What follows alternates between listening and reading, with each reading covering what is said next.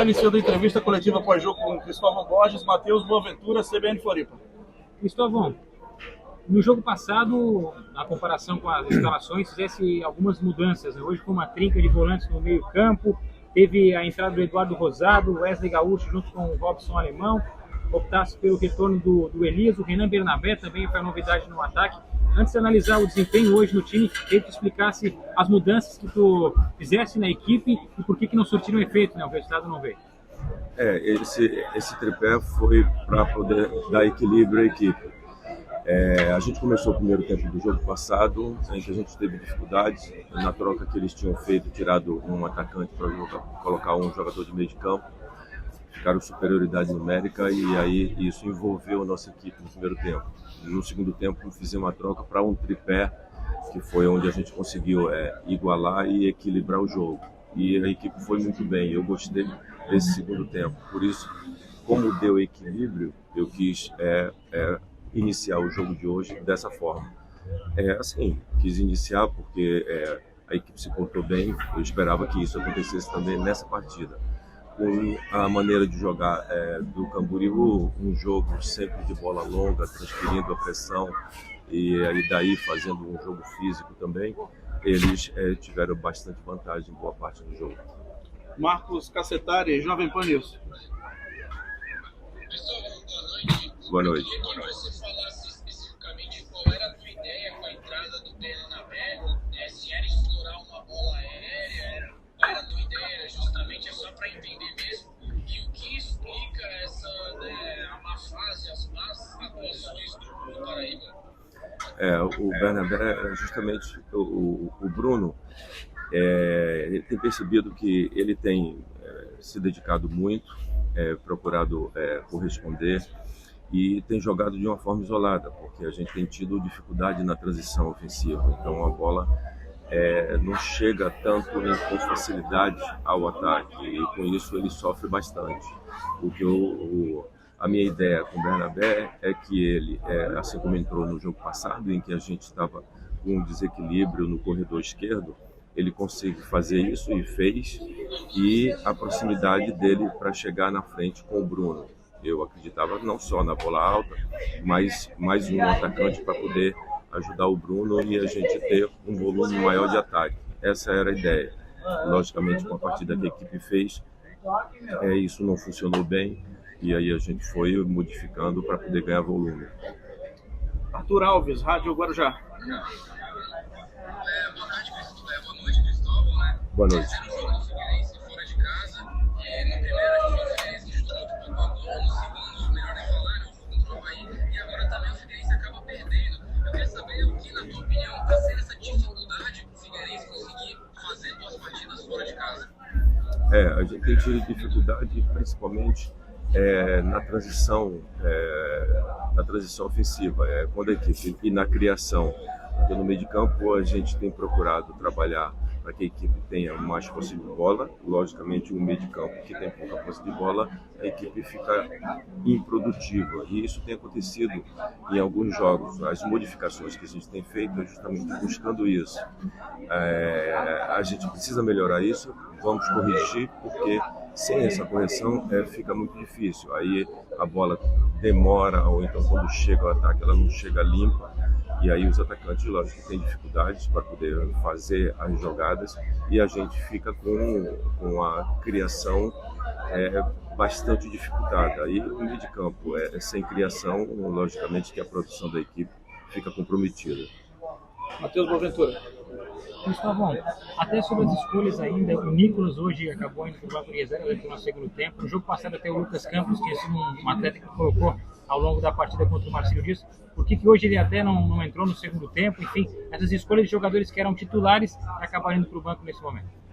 O Nicolas, porque ele atua preferencialmente pelo centro de atacante, e com isso ele está tendo dificuldade jogando de costas, os jogos muito físicos aqui, ele ainda não se adaptou a esse tipo de jogo.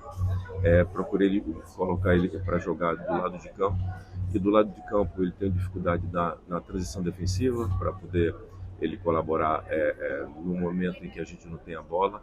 Então, fui corrigir justamente isso, porque isso estava dando um desequilíbrio na equipe, era só para equilibrar.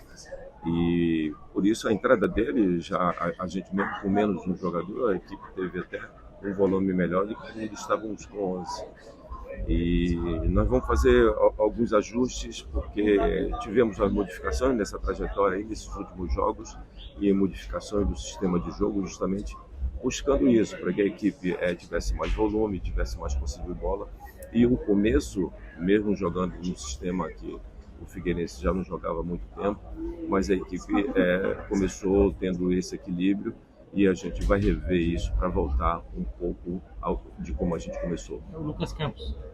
O Lucas Campos, para o Lucas durante a semana ele sentiu umas dores na panturrilha, e duas coisas, a dor na panturrilha, ele treinou, mas aí ficamos com receio, primeiro por causa do jogo, que a gente já sabia que o jogo ia ser físico, um jogo físico para ele é incompatível, aí tinha esse risco da contusão e do tipo de jogo.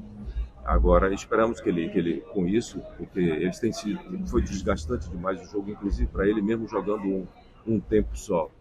E ele já fazia um tempo que não jogava assim, porque foi onde a equipe teve que defender muito para defender o resultado, e ele correu bastante. E essas dores, essa dor que ele sentiu na panturrilha, deve-se a isso. Então era um risco colocar ele no jogo para essas duas coisas, para que a gente não perdesse o jogador. Por exemplo, agora com esse descanso, talvez ele possa participar da próxima partida. Marcos Cacetari. Com esse resultado, o Figueirense fica com posição de vantagem com o Certeza, que é o time hoje que está ali primeiro da zona de rebaixamento. Você acha que ainda não é o momento de começar a olhar para trás e tentar logo se livrar do possível rebaixamento, apesar de que uma vitória provavelmente já é zero em seguida?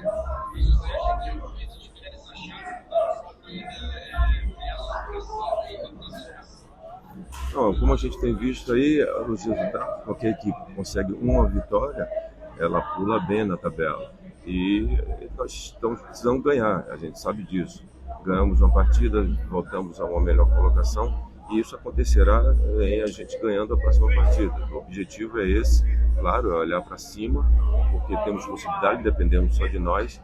Então, com mais uma vitória, a gente volta a ficar bem melhor colocado. Arthur Alves, Rádio Guarujá.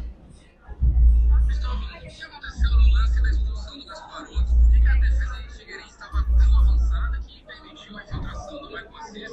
Nós acabamos sacrificando, né? Mas qual foi a instrução que você deu para avançar as linhas mesmo de pressão? As linhas jogam avançada desde o começo. As linhas do meu time jogam avançada, e nunca teve problema nenhum, não. É que como a bola foi chutada muito para cima, o vento segurou um pouco, e quando ela bateu, ela não correu, ela ficou. Então, ela atrasou, e aí isso fez com que a bola ficasse dividida. Por isso, aí ele teve que dar dividida, o atacante foi mais rápido.